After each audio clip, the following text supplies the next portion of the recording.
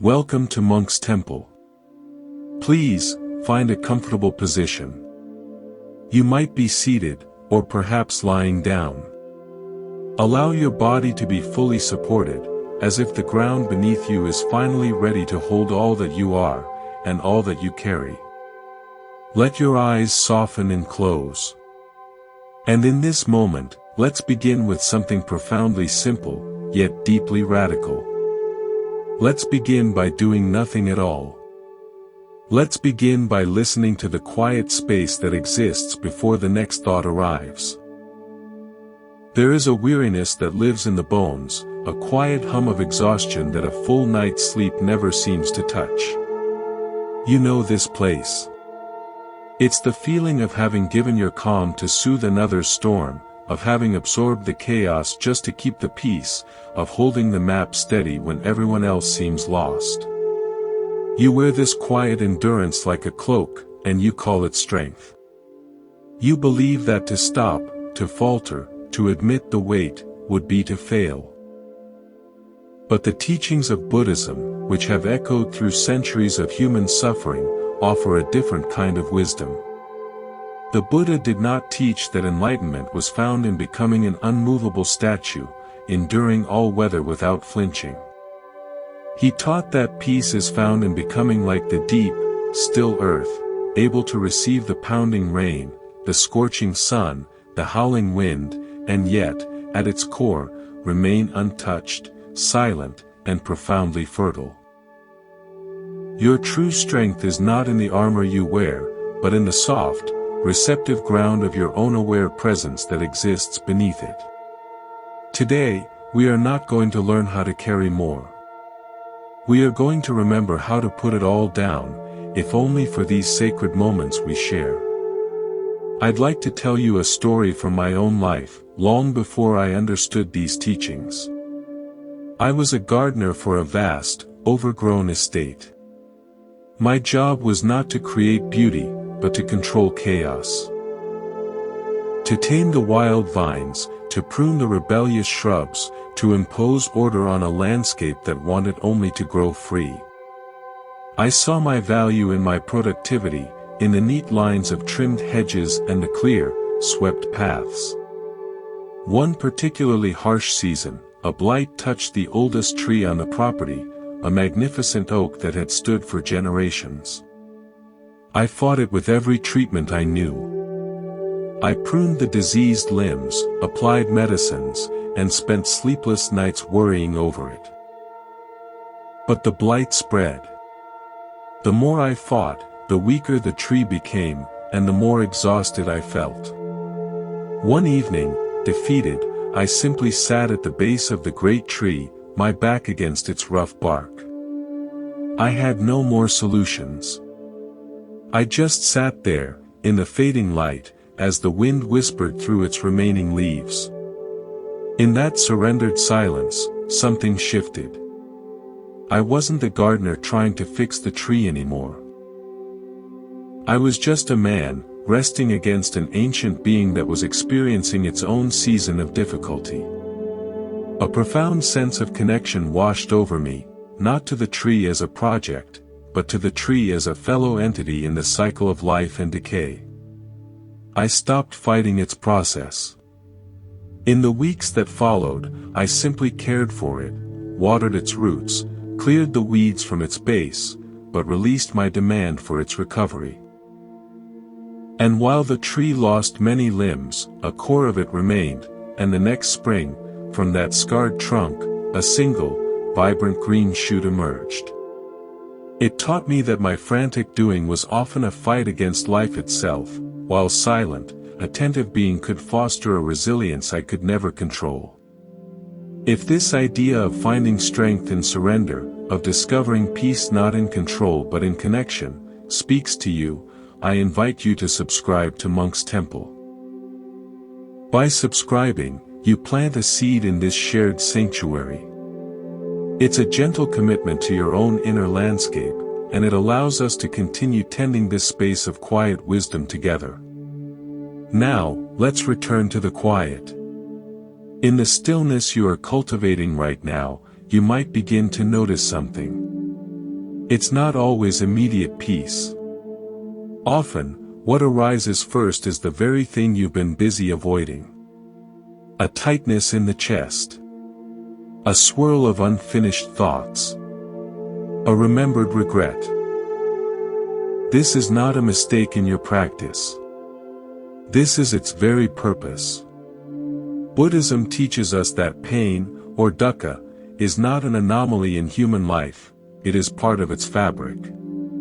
But our suffering is multiplied 1,000-fold by our resistance to it. We treat our difficult emotions like unwanted guests, slamming the door, turning up the music, pretending we are not home. But they wait on the porch. And their waiting consumes our energy. Silence is the courageous act of opening the door. Not to let the guest wreck the house, but to finally see it clearly, to offer it a cup of tea in the hallway, and to understand why it has come. Your anger, your fear, your sadness, they are not monsters. They are messengers. They carry information about your boundaries being crossed, your needs being neglected, your heart being misunderstood. When you silence the world's noise, you can finally hear their message. And once the message is received, the messenger often loses its urgent, frightening power. It may simply rest, or it may transform. Let me give you a new metaphor. Imagine your mind is a vast, clear night sky. Your thoughts and emotions are the weather that moves across it, clouds of worry, storms of grief, gentle breezes of joy. When you are lost in the noise of life, you are like an astronomer who has forgotten the sky, staring only at the clouds, believing the darkness and the storm are permanent. You shout at the clouds to disperse. You curse the wind. You are drenched and afraid. Silence is the act of remembering the sky. You take a step back in your own awareness. You look up, and you realize, I am not the storm. I am the vast, silent, spacious sky that holds the storm. The clouds are temporary visitors. They form, they change, they pass. The sky remains, untouched, immutable, and infinitely peaceful. Your awareness is that sky. Your true nature is not the chaotic weather of your thoughts, but the silent, boundless space in which those thoughts appear and dissolve. This understanding is at the heart of the Buddhist principle of impermanence, or anicca. Everything that arises, passes away. Every sensation, every feeling, every thought. Our suffering comes from grabbing onto a passing cloud and screaming, stay. Be permanent. Define me. We build our identity on a weather pattern. Silence teaches us to rest as the sky. From this vantage point, you can watch the storm of anxiety rage with a compassionate curiosity. Ah, this is a strong one. You can observe the fog of sadness settle without becoming lost in it. This fog is here for now.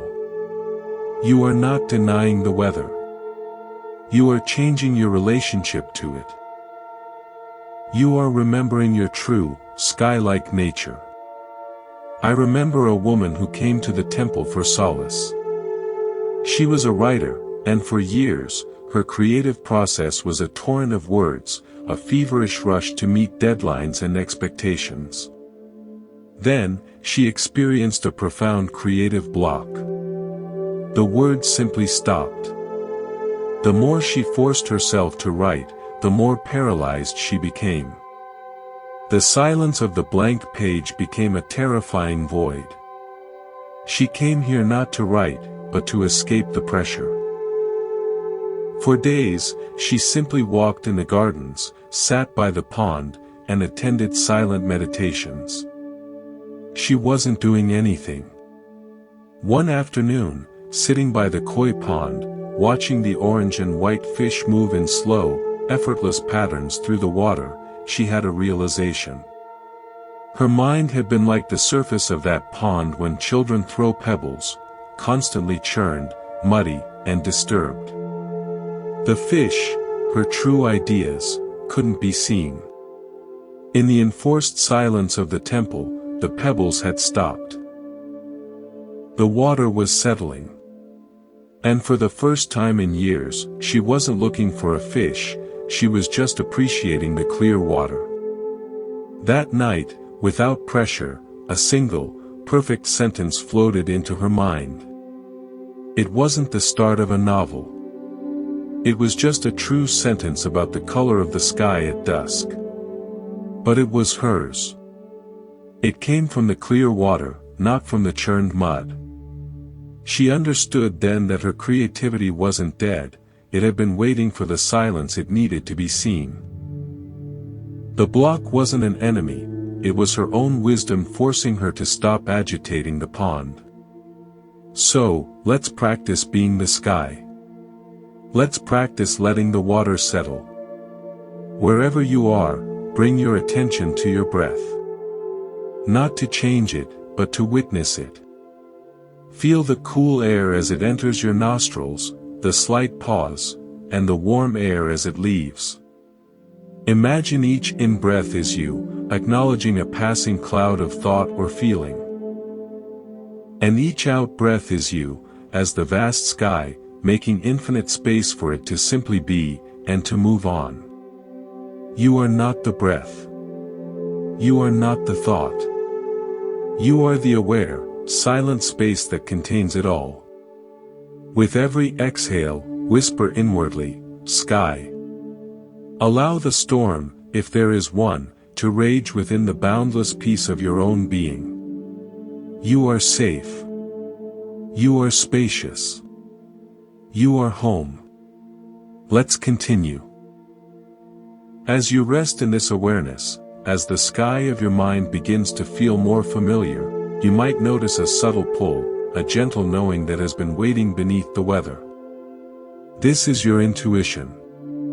In the clamor of daily life, it is the faintest of whispers, easily drowned out by the shouts of logic, the demands of duty, and the chorus of other people's opinions. We are taught to trust what is loud, what is proven, what is external. We are taught to doubt the quiet voice within. Buddhism honors this inner knowing as a form of prajna, a wisdom that is not intellectual, but intuitive, born of a calm and collected mind. It is the compass of your soul, calibrated not to society's north, but to your own true north, your dharma, your authentic path. But a compass is useless when held in a storm of frenetic movement. Its needle spins wildly. Only in stillness can it settle and point the way. Think of your intuition as a deep, underground spring. On the surface, the land may be dry, cracked by the heat of expectations. You may dig many shallow wells, seeking water where others tell you it should be, in achievement, in approval, in busyness. These wells often run dry, leaving you thirsty and weary. All the while, the deep spring flows silently beneath your feet. Its water is cool, clear, and inexhaustible. It is the source of your genuine vitality and peace. But to access it, you must stop digging frantic, shallow holes. You must become very still, and listen for the quiet hum of water deep in the earth. You must trust that the source is there, and then sink your own well of attention straight down into the silence. This requires a profound trust in yourself, a trust that modern life systematically dismantles. We are conditioned to outsource our authority. The Buddha's final instruction was poignant: be a lamp unto yourselves. Be your own refuge. He did not say, find the brightest lamp, or build the strongest fortress. He said, yourself. Your own aware, silent heart is that lamp. Its light may be soft, but it does not flicker with the winds of opinion. It illuminates your next true step, not the entire path. I learned about this deep spring from a fisherman I knew in a coastal village. He was not the most successful fisherman by the standard measure, the size of his daily catch. While other boats raced to the popular spots marked on their sonar, he would often sit in his boat just beyond the harbor, his eyes closed, seemingly doing nothing. The others would return with full nets, scoffing at his idleness. But he would always return with fish, fewer, perhaps, but of a remarkable quality and sweetness. One day, I asked him his secret. He smiled and said, "I listen to the water." He explained that he wasn't listening with his ears. He was waiting for a feeling. A subtle, bodily knowing of where the fish were resting, of where the currents of life converged beneath the surface. His sonar showed him the topography of the seafloor, but his silence showed him the aliveness within it. He trusted that quiet pull in his gut more than the loud data on a screen. His livelihood was a daily practice of intuition.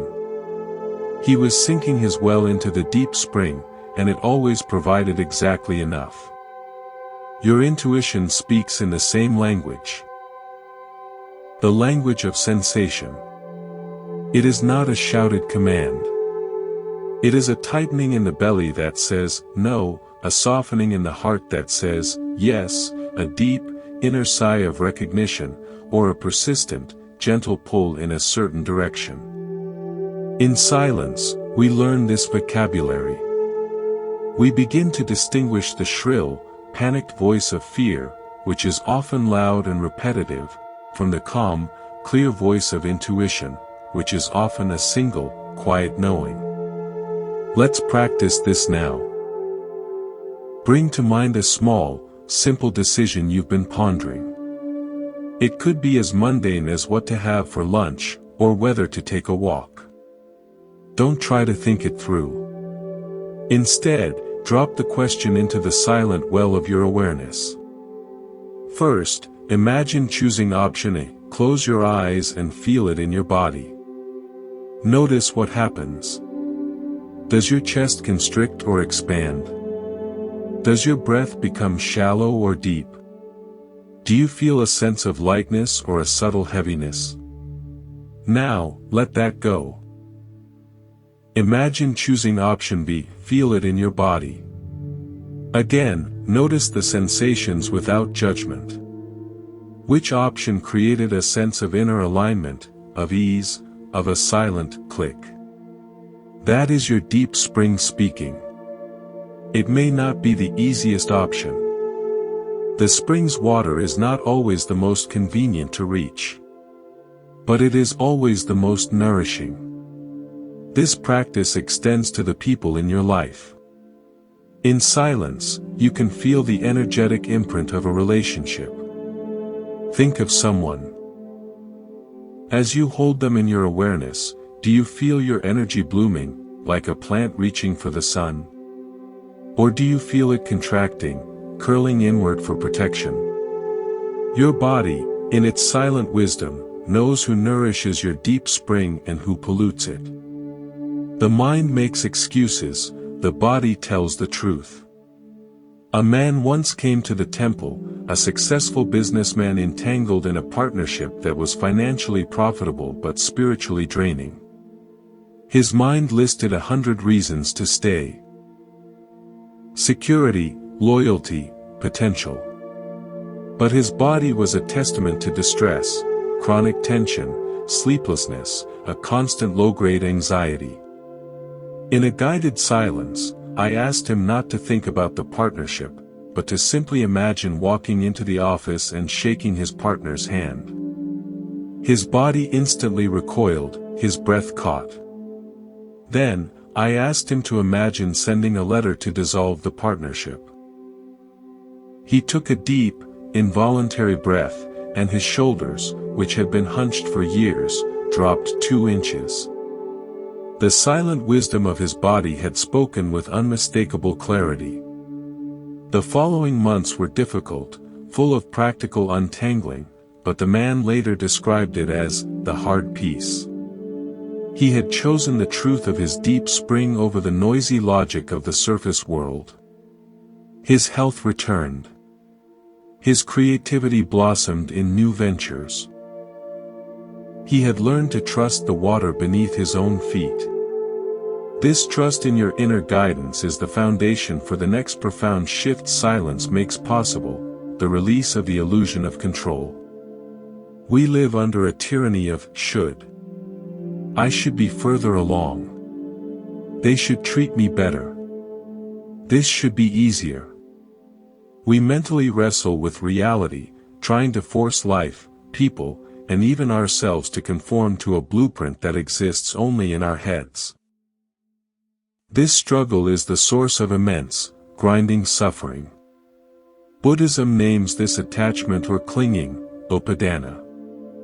It is the sticky desire for things to be other than they are.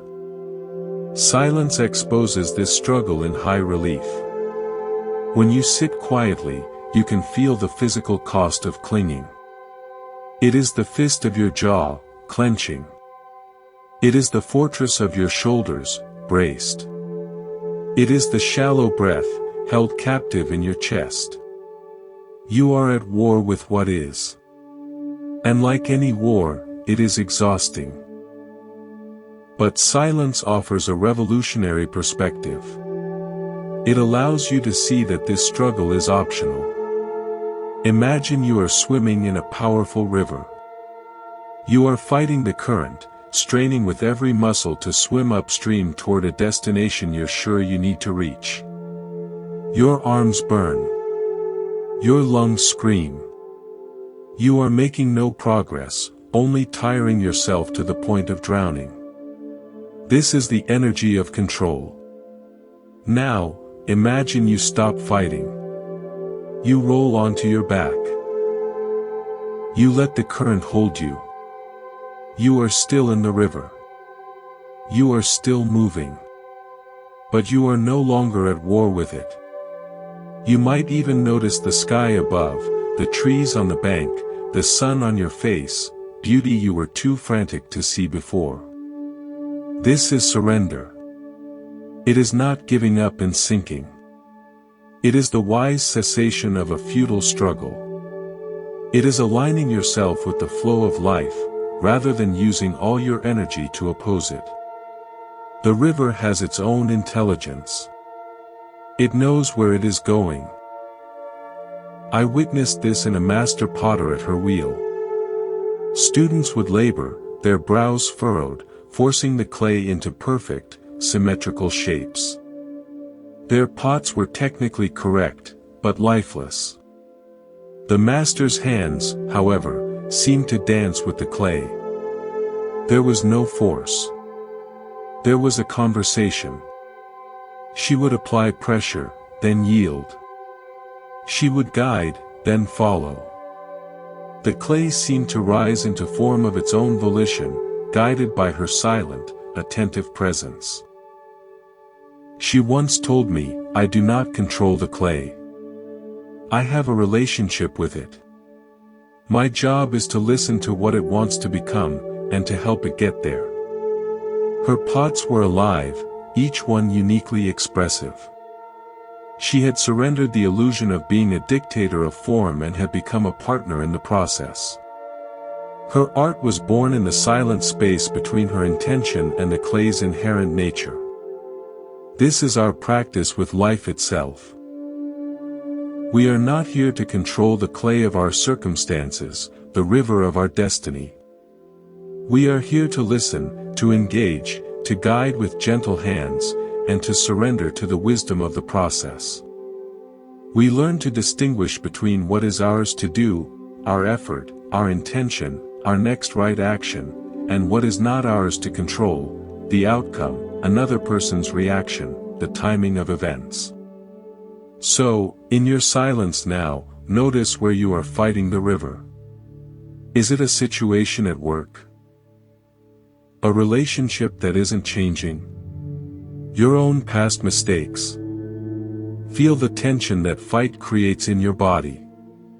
And then, On your next exhale, imagine you roll onto your back in that river. Just for a moment. Stop swimming upstream. Let the water support you. You don't have to know the destination. You only have to trust that you are held, and that the river has a direction. Whisper to yourself, I surrender the struggle. Feel the corresponding release in your muscles, the deepening of your breath. This is not passivity. It is the active choice to exchange exhaustion for peace, to trade resistance for presence. Let's continue our journey.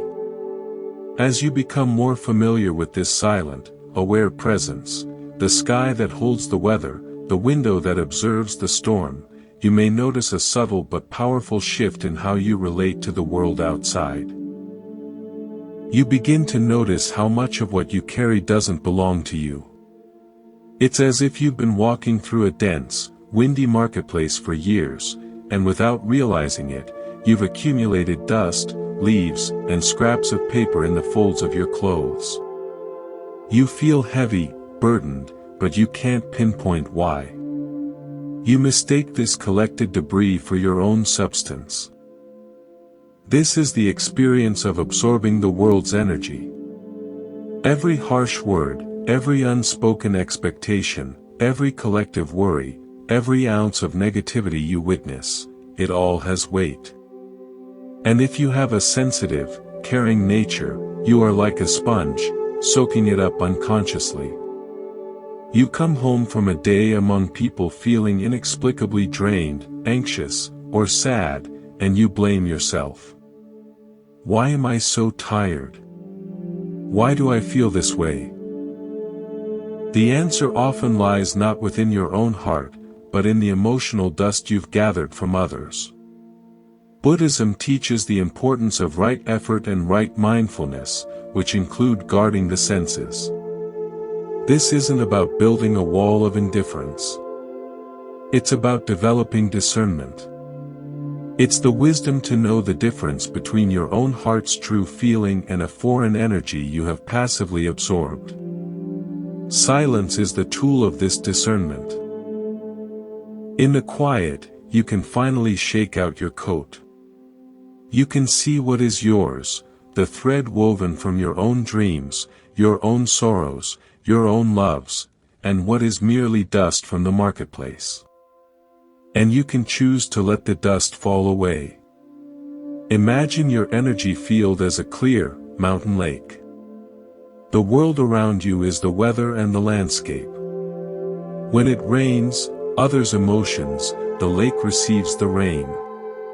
When the wind blows, others' demands, it creates ripples on the lake's surface. This is natural. A healthy lake is connected to its environment. But problems arise when the lake has no way to cleanse itself.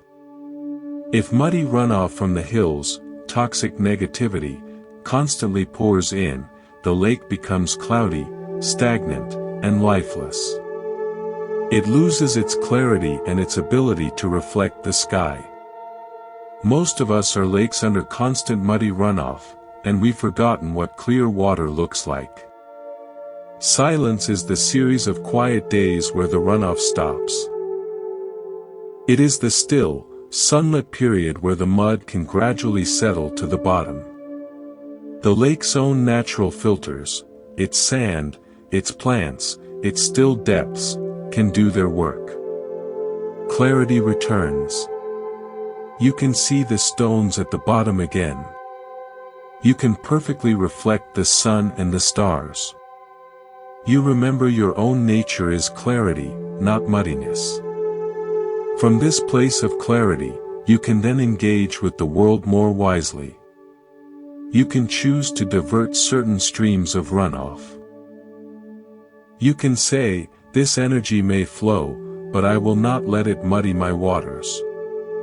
You build a subtle, internal filter of awareness. I learned this from a weaver in a small village. She worked with the most delicate, undyed silks, creating fabrics of breathtaking purity. Her workshop was at the edge of the bustling village square. At first, she worked with her door open, and the dust from the road, the smoke from cook fires, and the general grime of daily life would settle on her silks. She spent more time cleaning her materials than weaving. Frustrated, she almost gave up. Then, she had a simple idea. She began closing her door. She worked in the quiet, clean space of her own room. She would still go out to the market to gather inspiration from the colors and lives of people, but she would not do her sacred work amidst the dust. In her silent studio, her true artistry emerged. The silks remained pristine, and her tapestries told clearer, more beautiful stories.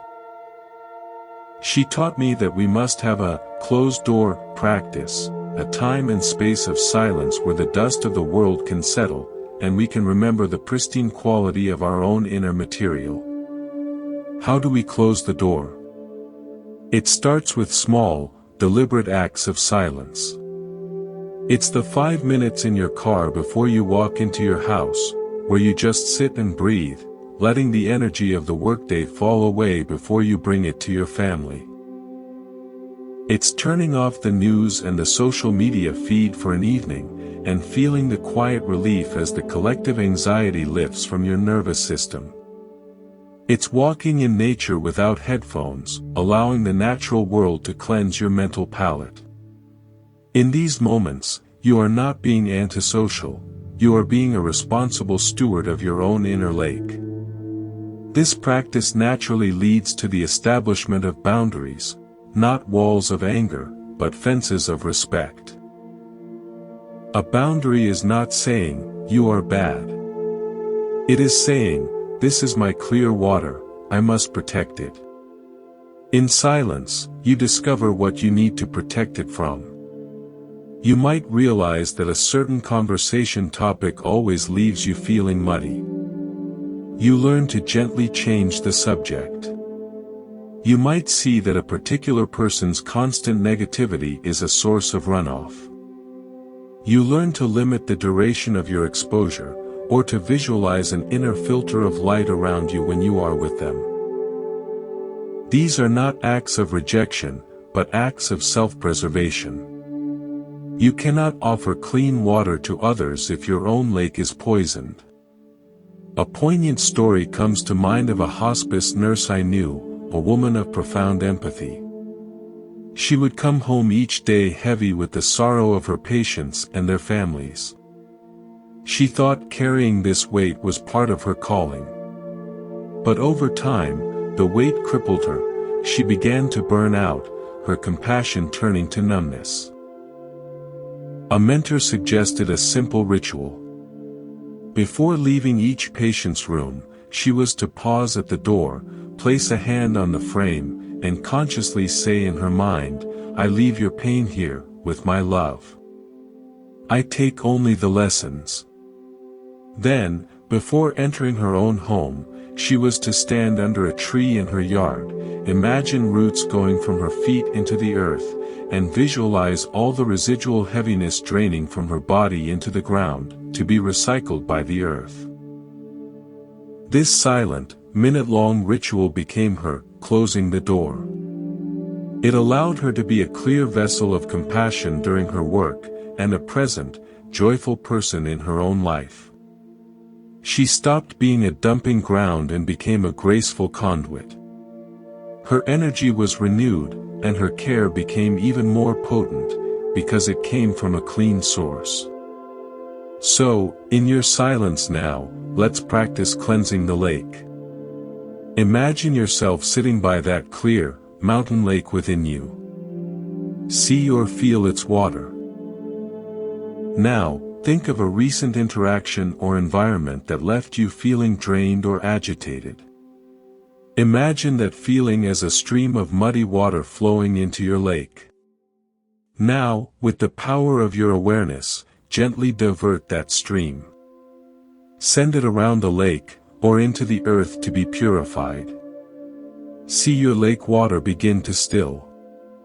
Watch as the suspended mud slowly settles to the bottom. With each breath, the water becomes more crystalline. Feel the corresponding sensation in your own body. A lightening, a clearing, a deep calm. Your essential nature is this clear water. Everything else is passing sediment. You have the right, and the responsibility, to maintain your clarity. This work of discernment and cleansing brings us to one of the most tender territories, our relationships with others, and the patterns we repeat within them. So often, we find ourselves in the same emotional situations with different people, playing out old scripts written by past wounds. We blame the other person, but the stage is within us. Silence is where we can read the script, not while we're acting it out, but in the quiet of the wings. It is where we can see the pattern clearly and, with great compassion, decide to write a new line. Let's continue. In that clear space of your inner lake, as the sediment settles, you begin to see the shapes on the bottom more clearly. These are the patterns. The recurring stories, the familiar aches, the roles you find yourself playing again and again. Why do I always end up feeling responsible for everything? Why do I attract people who need fixing? Why does this same type of misunderstanding keep happening? We often look outward for the source of these patterns, blaming our circumstances or the people in them. But Buddhism directs our gaze inward, to the realm of karma and samskaras. The mental impressions and habitual tendencies formed by past actions and thoughts. These are the deep grooves in the record of your consciousness, and the needle of your life keeps falling into them, playing the same tune. Silence is the gentle hand that lifts the needle. It allows you to hear the tune, the pattern, with full awareness, perhaps for the first time. And in that hearing, you are no longer an unconscious participant in the melody. You become the one who can choose a different song. This is not about blaming your past self. It is about bringing the light of compassionate awareness to a previously dark, automatic process. A groove, when seen in the light, loses its power to dictate your path. You see you have been walking in a circle, and the simple act of seeing the circle gives you the choice to step out of it. Think of your mind as a vast, snowy field after a fresh fall. The first time you walk across it to get to the forest on the other side, your path is free. But if you walk the exact same route every day, soon a deep, well-trodden path forms. It becomes the easiest, most automatic route. Even in a blizzard, your feet will find that groove and follow it, often without you even deciding to go to the forest. Your emotional and behavioral patterns are like these paths in the snow. The initial walk was a response to something, a need, a fear, a learned behavior. But now, you take the path out of habit, even when you don't want to go to the forest anymore. You might even look longingly at the untouched snow where wildflowers could grow, but the groove is so deep, so easy, that you feel powerless to change your course. Silence is the new snowfall. It covers the old, deep grooves, if only for a little while. In the pristine quiet, the entire field is fresh and full of possibility again.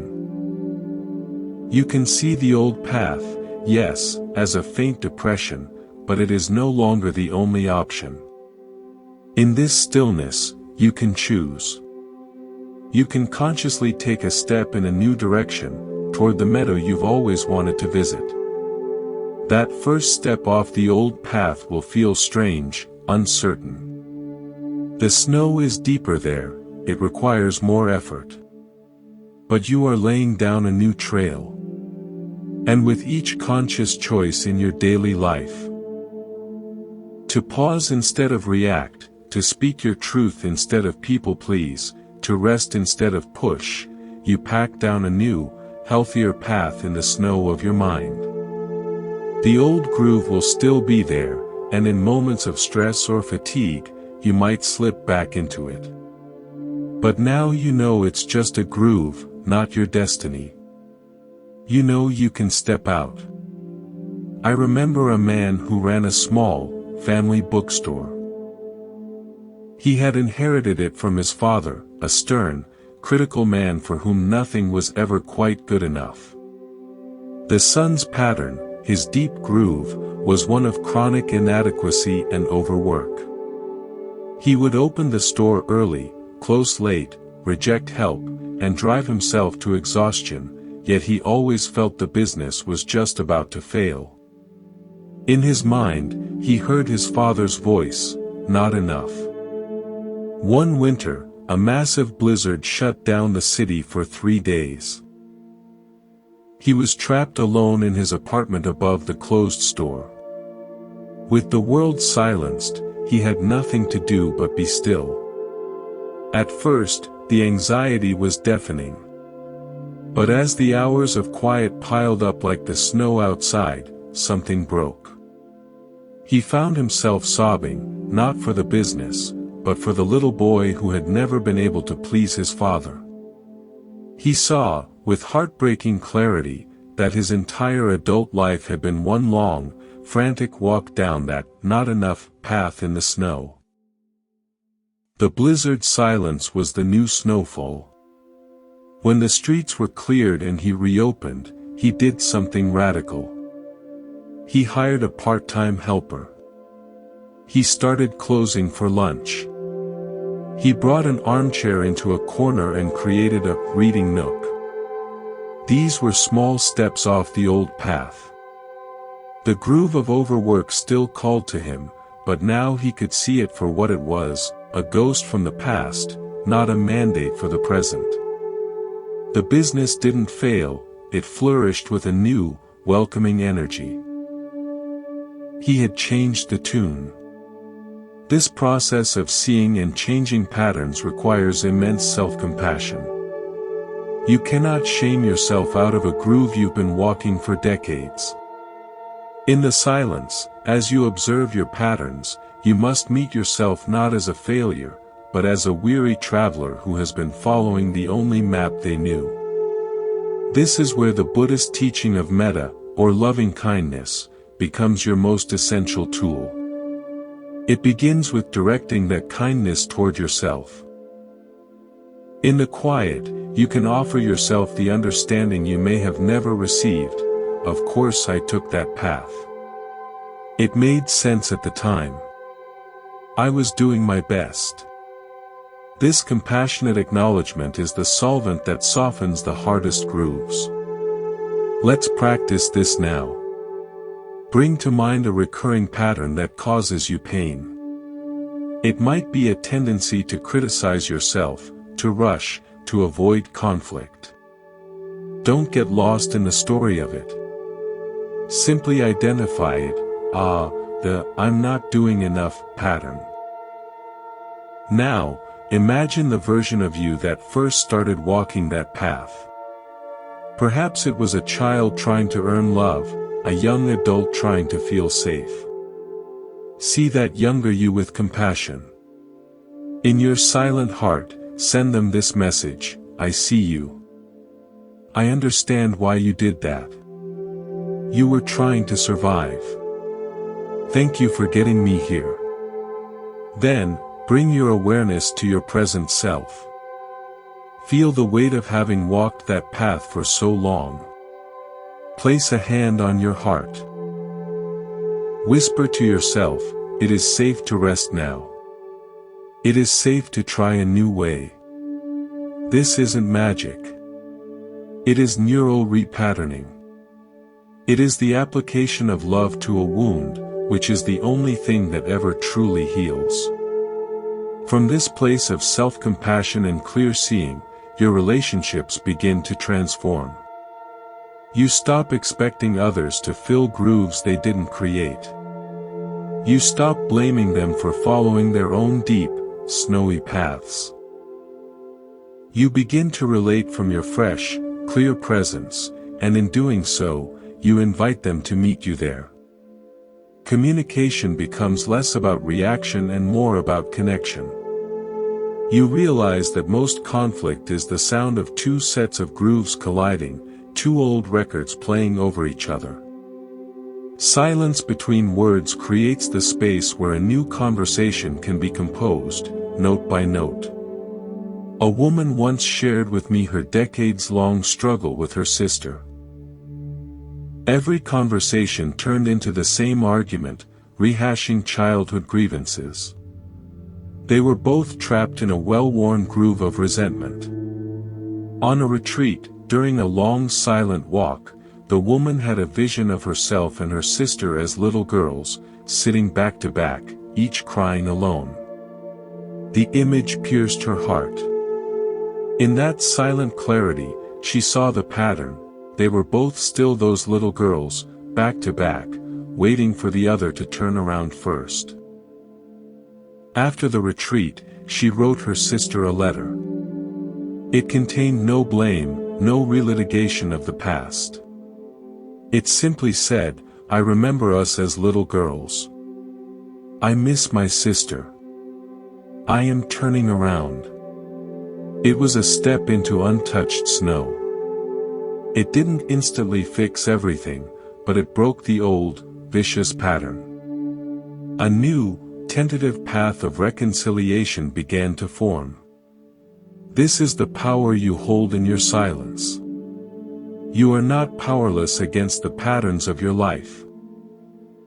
You are the conscious witness who can see the grooves in the snow, and with compassion and courage, you can choose to walk in a new direction, creating a path toward peace, one mindful step at a time. Let's continue. As you walk this new, consciously chosen path through the fresh snow, you may begin to notice a profound change in your relationship with time itself. The frantic rushing, the clinging to the past, the anxiety about the future, these start to lose their grip. You find yourself arriving, more and more, in a spacious and gentle place, the present moment. This is not a small shift. In the teachings of Buddhism, the present moment is not merely a point on a timeline between yesterday and tomorrow. It is understood as the only reality we ever actually experience. The past is a memory, a story told by the mind. The future is a projection, a fantasy woven from fear and desire. Both are ghosts. Yet, we spend most of our lives haunted by them, abandoning the aliveness of now for the echo of then or the mirage of later. Silence is the exorcism of these ghosts. When you sit in true silence, you cannot be in the past or the future. You can only be here. You can only notice what is, the sensation of your breath, the sound of a distant bird, the feeling of the air on your skin. The mind will try to drag you away, of course. It will replay an old conversation or rehearse a coming one. But in the dedicated space of silence, you gently notice that pull, and you return. You return to the breath. You return to the sensation. You return to the suchness of this instant. This returning is the most important pilgrimage you will ever make, the journey from the barren lands of memory and imagination back to the fertile ground of the present. Think of your awareness as a lighthouse on a rocky coast. The beam of the lighthouse is your attention. For most of your life, that beam has been swinging wildly, frantically, lighting up the rocks of past regret behind you, then sweeping out to sea to illuminate the fog banks of future worry ahead. You are dizzy, nauseated from the constant motion. You see danger everywhere but never find the safe harbor, because the harbor is directly at the base of the lighthouse, in the dark, where the beam never rests. Silence is the practice of steadying the beam. It is training the light of your attention to shine down, right here, right now, illuminating the solid ground at your feet, the present moment harbor. In this calm, steady light, you see that you are already safe. The rocks of the past cannot hurt you unless you keep shining your light on them and walking backward into them. The fog of the future cannot obscure your path if your light is showing you the next clear step. The harbor of the present is where peace resides, where life is actually happening, where your true power lies, in your response to this breath, this feeling, this opportunity. I learned the sacredness of the present from a master clockmaker. His shop was a cave of quiet, filled with the soft, synchronized ticking of 100 timepieces. I went to him with a cherished but broken pocket watch, an heirloom. I expected him to dive right into the repair. Instead, he asked me to sit. He placed the watch between us and said nothing for a long time. He just looked at it. I grew impatient, thinking of all I had to do. Finally, he spoke, his voice barely a whisper. Most people think my job is about fixing time. It is not. My job is to bring each unique mechanism back into alignment with its own present moment. This watch, he said, pointing, is stuck in a then. A gear is frozen in a position it took during a fall. To fix it, I must first meet it exactly where it is now. I must respect its frozen present before I can invite it to move again. He then proceeded with an unhurried, utterly focused grace. He wasn't fighting the broken watch. He was in a deep, silent communion with its current, stuck reality. 2 hours later, the watch ticked, perfectly aligned with the roomful of other presents. He handed it to me and said, "Remember, you are not broken. You are just out of alignment with your own now. Sit with it. Meet it. The movement will return." That lesson in silent, present moment respect was more valuable than the repaired watch. How do we steady the lighthouse beam? We use anchors.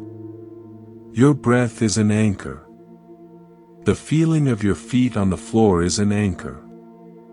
A simple, repeated word like peace or here can be an anchor. Whenever you notice your beam swinging wildly into past or future, you don't judge it. You gently bring it back to the anchor. This is the core of mindfulness meditation, but it is also a practice for life. Waiting in line. Anchor on your breath. Feeling overwhelmed. Anchor on your feet. In a difficult conversation. Anchor on the sensation of listening. This constant, gentle return is the training that builds a home in the present. From this home in the present, a remarkable thing happens. You begin to experience the world with a beginner's mind, as the Buddha encouraged. The filter of, "I already know what this is," begins to dissolve. The ordinary becomes extraordinary. A sip of water becomes a miracle of coolness and sustenance. The face of a loved one, seen without the story of yesterday's argument, reveals its timeless beauty. This is because you are meeting the experience directly, not through the dusty lens of memory or expectation. You are experiencing life, not your thoughts about life. A story comes to mind of a woman who had walked the same path through a city park to work for 20 years. It was a blur, a means to an end. After a personal crisis forced her into a period of silent reflection, she began walking that path with a new intention, to be present. The first day, she noticed a crack in the pavement that formed a perfect star shape. She had never seen it. The next day, she heard the distinct song of a particular bird from a specific tree. On the third day, she smelled the rich, damp earth from a flower bed after a pre-dawn rain. Within a week, her 10-minute walk had become the richest part of her day. A sensory symphony she had been missing for decades. She wasn't just walking to work anymore, she was walking in wonder. The path hadn't changed. Her presence had. She had steadied the beam, and in its light, her entire world had come alive. This alive, present moment awareness is also the source of true forgiveness and release. When you are fully in the present, you see that the person who hurt you is not here now. The old version of you that was hurt is not here now. Only the memory and the carried pain are here. And you can meet that pain, in the present, with compassion. You can see it as a ghost, and you can choose to stop feeding it with your attention. You can say, that was then. This is now. I release you. This is how we let go, not by fighting the past, but by fully inhabiting the present, where the past has no power. So, in your silence now, practice steadying the beam. Let your awareness rest on the anchor of your breath. Feel the full cycle of one inhalation, and one exhalation. That is a complete universe. Your mind will wander. When you notice it has wandered into a past regret, simply note, past, and gently guide your attention back to the breath. When you notice it has leaped into a future worry, note, future, and gently guide it back. Do not scold yourself. Each return is a victory. Each return is you choosing to live in your life instead of in the ghost towns of your mind. With each breath, you are building your home in the only place you have ever been, and will ever be, the eternal, ever-new present moment. Let's continue. As you build your home in the present moment, grounded in the silent awareness that is your true nature, you may notice a deep, quiet question beginning to form. It's not a question born of fear or lack, but of genuine curiosity. If I am not the storms of emotion, nor the grooves of old patterns, nor the prisoner of time, then who am I? This is perhaps the most profound inquiry of a human life. We spend years, decades, building an identity from the things we do, the roles we play, the opinions others hold of us, and the stories we tell ourselves about our past. We call this fragile construction, me. And we defend it, polish it, and suffer immensely when it is threatened. But in the depth of silence, this constructed self begins to feel like a suit of clothes that no longer fits. Fabricated, confining, and not the essence of what lies beneath. Buddhism approaches this inquiry with radical directness through the teaching of anatta, often translated as not self. This is not a nihilistic denial of your existence. It is a liberating pointer toward your true nature. It suggests that what you fundamentally are is not a solid, separate, permanent entity, but a flowing, interdependent process of body, mind, sensations, and consciousness. All of it impermanent, all of it empty of a separate, unchanging core. Trying to find a fixed self in this flow is like trying to grasp a river in your hands. You come up with water, but the river is gone. You are the flowing itself. Silence is where you stop trying to grasp the river and instead become one with the flow. In the absence of mental commentary and social performance, the constructed self, the me, that is a manager, a parent, a victim, a success, softens. Its edges blur. And what remains is not nothingness, but a vivid, aware presence. A sense of being that is conscious, peaceful, and intimately connected to everything around it. You might feel it as a boundless space within, or as a deep, wordless knowing. This is not something you need to create, it is what you have always been, beneath the noise. I want to offer you a new metaphor. Imagine you are a magnificent, intricate stained glass window. For your entire life, you have believed you are the images in the glass, the figure of the saint, the shape of the rose, the blue of the sky. You polish your colors, you worry about cracks in your specific panel, you compare your image to the window next to you. This is the constructed self, the specific, beautiful, but limited form. Now, imagine the sun begins to set. The light outside the window changes. And as it does, a miraculous thing happens.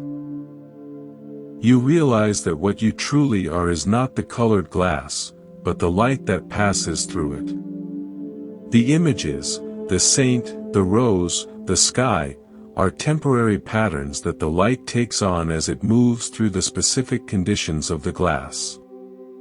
The light itself is formless, pure, illuminating, and free. It is the same light that passes through every other window in the cathedral, creating infinite different images, yet remaining one, unified essence. In silence, you stop identifying so fiercely with the colored glass of your personal history, your personality, your problems.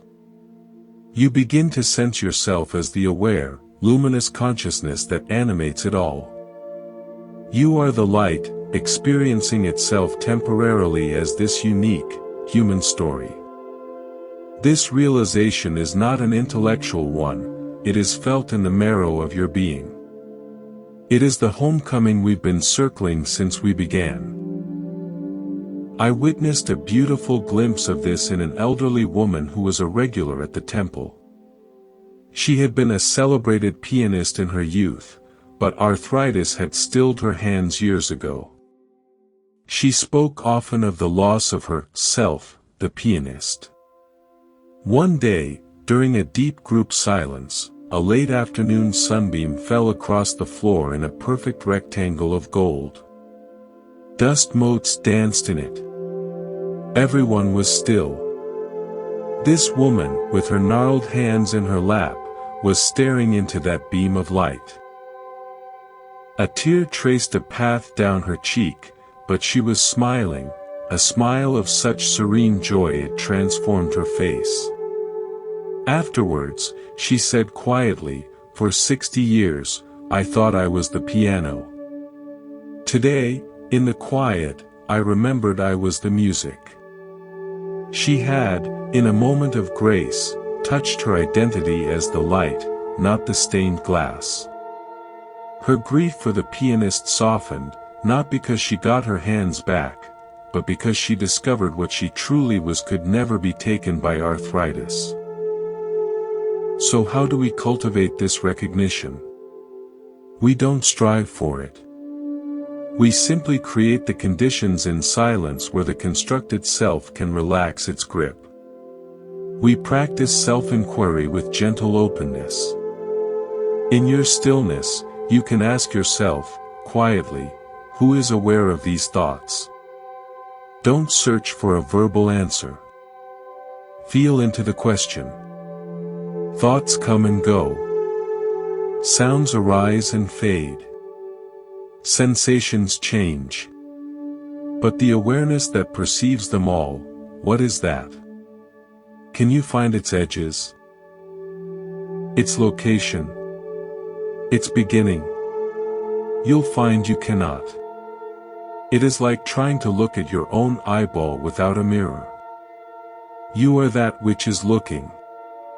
This aware, silent presence is your most fundamental reality. From this felt sense of being the luminous awareness, life begins to be lived from a place of authenticity, not performance. Your actions arise not from a need to protect or enhance your stained glass image, but from a natural flow of compassion and wisdom.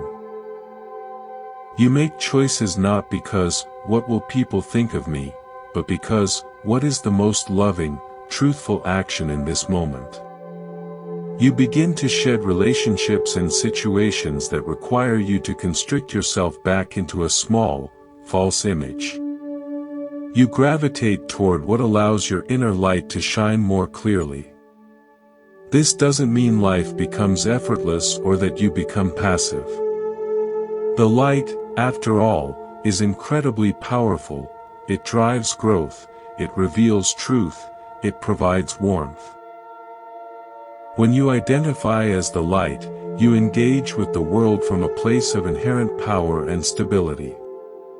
The winds of praise and blame may shake the stained glass window, but they cannot extinguish the sun. Your worth becomes intrinsic, unshakable, no longer dependent on the condition of the glass. Let's practice resting as the light. Sit comfortably. Close your eyes. For a few minutes, simply be aware of all the experiences happening, the thoughts, the sounds, the bodily sensations. Now, gently shift your focus. Instead of focusing on the objects of awareness, the thoughts, the sounds, try to focus on the space in which they are all appearing. The aware, open space that contains them. Feel the stillness and the vastness of this aware space. Imagine that this space is luminous, like a clear, boundless sky at dawn. You are not a thing in the sky. You are the sky, the spacious, aware, luminous presence that allows all things to come and go. Rest here. Even for a few seconds, let go of being anything, and simply be this awake, silent space. This is the light behind the stained glass. This is who you are before the story begins. This journey from the constructed self to the true self is the ultimate healing. It is the end of the search, because you realize what you were looking for has been here all along, as the very one who is looking. In this silence, you are finally, fully, undeniably at home. Let us complete our journey together. As we arrive here, in the recognition of our true nature as the silent, aware presence, the light behind the glass, the sky holding the weather, something profound settles. This isn't a finish line, but a new beginning. It is the integration of this understanding into the very fabric of your daily life. The silence you have cultivated is not meant to be a cave you retreat to, but a wellspring you carry within you. From this source, you learn to move through the world in a new way. With effortless effort, with engaged detachment, with a heart that is both full and free. Buddhism offers a beautiful concept for this integrated way of being, Wu Wei, often translated as non-action or effortless action. It is the action of the natural world, the river flowing, the tree growing, the sun shining. There is immense power and direction, but no struggle, no forcing, no egoic straining to make something happen. It is action that arises spontaneously from alignment with the present moment and the deeper flow of life. When you are rooted in your silent core, your actions begin to take on this quality. You do what needs to be done, but without the inner drama of resentment, anxiety, or frantic striving. You speak when words are needed, and you are comfortable in the stillness when they are not. You care deeply, but you are not consumed by the outcome. This is the art of living from your center. Imagine now that you are a deep, still pond in the center of a forest. The world is the forest, active, noisy, ever-changing. Animals come to drink, the wind ripples your surface, leaves fall into you. This is life engaging with you. If you are a shallow, agitated pond, every interaction churns your waters to mud. You become cloudy, reactive, lost. But if you are a deep, still pond, you receive the deer, the wind, the leaf. You are affected, ripples spread across your surface. But your depths remain calm, clear, and unchanged. The visitor drinks and moves on, the wind settles, the leaf decomposes and nourishes you. You participate fully, yet you remain undisturbed at your core. Your silent depth allows you to receive life without being shattered by it, to give of yourself without being drained by it. Your actions become like the ripples, appropriate, responsive, and then returning to stillness. This is the practice for the rest of your life. It is remembering your pond-like nature amid the forest of the world. You will forget, of course. The winds of conflict will feel like they might empty you. The demands of others will feel like stones thrown into your center. But now you have a touchstone, your own breath, the feeling of your feet on the ground, a moment of inward glance. These are ways to remember your depth, to let the ripples settle, to reconnect with the still water beneath. I learned about this integration from a master gardener who tended the grounds of a monastery. He worked from dawn until dusk, his hands always in the soil, yet he moved with a tranquility that seemed to slow time around him. I asked him once how he remained so peaceful amid such constant labor. He knelt, picked up a handful of rich, dark earth, and let it sift through his fingers. "I am not gardening," he said. "The soil gardens itself. The plants grow themselves. The sun and rain do their work. I am just having a conversation with it all. My job is to listen to what is needed. This plant wants more space. This soil wants more compost, and to help that happen with as little interference as possible. If I come with my own loud ideas of what the garden should be, I fight with nature and we both lose. If I come in silence, we create beauty together." He was a living example of Wu Wei. His work was an expression of his inner stillness, a partnership with life, not a conquest of it. So, how do we live this? We start by bringing moments of conscious silence into the flow of our day. It is the pause before responding in anger. It is the full attention given to a simple task like washing a dish. It is the conscious breath taken when feeling overwhelmed. These are not escapes from life. They are the ways we anchor our deep pond amidst the forest. We also begin to trust the intelligence of this inner silence to guide our larger actions. We make decisions not from a place of fear or frantic analysis, but from a place of quiet consultation. We ask our inner stillness, what is the right next step, and we wait for the feeling of alignment, the gentle yes from the depths. This brings us to our final, and perhaps most important, point, compassion. A silence that is only for oneself becomes a sterile void. But the silence we have discovered is fertile, it is the source of genuine, boundless compassion. When you know yourself as the light, you begin to see that same light in others, however dimmed or distorted by their own stained glass. When you know yourself as the deep pond, you understand that everyone else is a pond too, often frantically stirring their own waters. This insight births a compassion that is not pity, but recognition. You stop taking things so personally because you see that most hurtful behavior comes from a place of inner noise and fragmentation in the other person. Your response can then come from a place of clarity, not reaction. Your role in the world becomes one of a silent sanctuary for others, not by carrying their burdens, but by embodying a peace they can sense. Just as a real pond provides water and reflection for the forest, your inner stillness becomes a refuge. Your calm presence can soothe anxiety without a word. Your deep listening can heal loneliness. Your authentic actions can inspire others to seek their own silence. This is the greatest gift you can offer, not advice, not solutions, but the radiant proof, through your own being, that peace is possible.